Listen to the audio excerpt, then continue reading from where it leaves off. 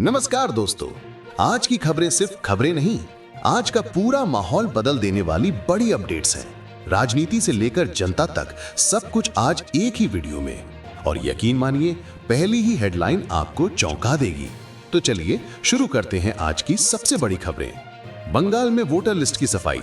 चुनाव आयोग ने बंगाल में एक खास अभियान शुरू करने का निर्देश दिया है। इसमें मृत, फर्जी या डुप्लीकेट नाम हटाए जाएंगे और नए मतदाताओं को जोड़ा जाएगा। लक्ष्य है वोटर लिस्ट को पूरी तरह साफ और अपडेटेड बनाना। यूपी में अवैध घुसपैठियों पर सख्ती। सीएम योगी आदित्यनाथ ने आदेश दिया है कि अवैध घुसपैठियों की पहचान कर उन्हें गिरफ्तार किया जाए और डिटेंशन सेंटर में रखा जाए। सरकार का कहना है राष्ट्रीय सुरक्षा के लिए ये कदम जरूरी है। रेलवे का नया रिकॉर्ड। भारतीय रेलवे ने इस साल 1 बिलियन टन से ज्यादा माल ढुलाई की है। ये रेलवे की क्षमता और नई तकनीक के इस्तेमाल का बड़ा सबूत माना जा रहा है। इससे रेलवे की कमाई भी बढ़ने की उम्मीद है। दिल्ली में प्रदूषण नियम और खड़े। दिल्ली में अब प्रदूषण बढ़ते ही जीएआरपी का सबसे सख्त नियम पहले ही लागू हो जाएगा, यानी हवा खराब होने पर तुरंत भारी गाड़ियां, निर्माण कार्य और धूल फैलाने वाली गतिविधियां रोक दी जाएंगी। शशि थरूर का बयान। शशि थरूर ने ट्रंप और जोहरान मामदानी की मुलाकात पर कहा, लोकतंत्र की खूबसूरती यही है कि अलग विचार वाले लोग भी बातचीत जारी रखें। मतभेद होना बुरा नहीं, संवाद रुकना बुरा है। बंदरगाहों की सुरक्षा सीआईएसएफ को। केंद्र ने सभी बड़े भारतीय पोर्ट्स की सुरक्षा की जिम्मेदारी सीआईएसएफ को दी दी है। अब बंदरगाहों की निगरानी, जांच और सुरक्षा तकनीक सीआईएसएफ संभालेगा। गिग वर्कर्स को पहली बार सामाजिक सुरक्षा का फायदा। डिलीवरी बॉय, कैब ड्राइवर और अन्य गिग वर्कर्स को पहली बार सामाजिक सुरक्षा का फायदा मिलेगा। उन्हें बीमा, पहचान और कई सरकारी सुविधाएं मिलेंगी। तेलंगाना में 37 माओवादियों का आत्मसमर्पण। तेलंगाना पुलिस की बड़ी कामयाबी। 37 माओवादी कैडर ने सरेंडर कर दिया। अब उन्हें सरकार की पुनर्वास योजना का लाभ मिलेगा। बिहार विधानसभा का कार्यकाल खत्म। बिहार विधानसभा का मौजूदा कार्यकाल खत्म हो रहा है। चुनाव आयोग जल्द ही नई चुनाव प्रक्रिया शुरू करेगा और फिर नई विधानसभा का गठन होगा। Digital India report.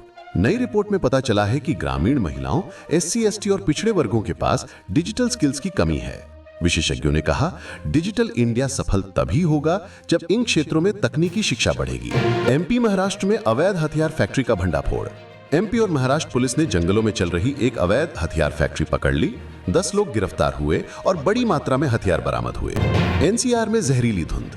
Delhi NCR आज भी जहरीली धुंध में घिरा रहा। AQI 370 दर्ज हुआ, जो बेहद खराब श्रेणी में आता है। लोगों को घर से कम निकलने की सलाह दी गई है।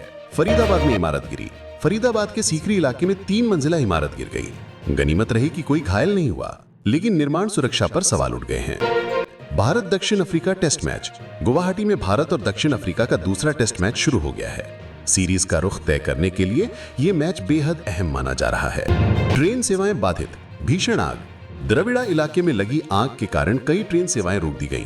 तेजी से बचाव कार्य चल रहा है और ट्रेनों को दूसरे रूट पर भेजा जा रहा है। जल मार्ग पर नई गाइडलाइन।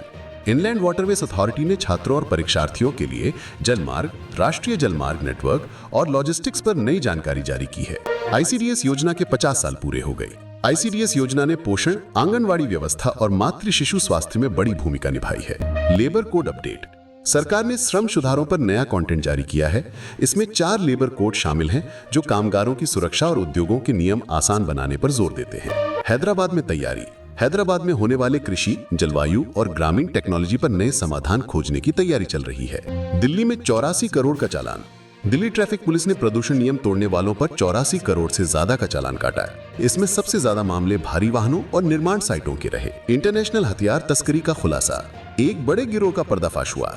पाकिस्तान से आए हथियार भारत में गिरोहों तक पहुंचाए जा रहे थे। कई आरोपी गिरफ्तार हो चुके हैं। दोस्तों, अगर वीडियो अच्छा लगा हो तो एक लाइक। आपका लाइक हमें और बेहतर खबरें लाने की ताकत देता है।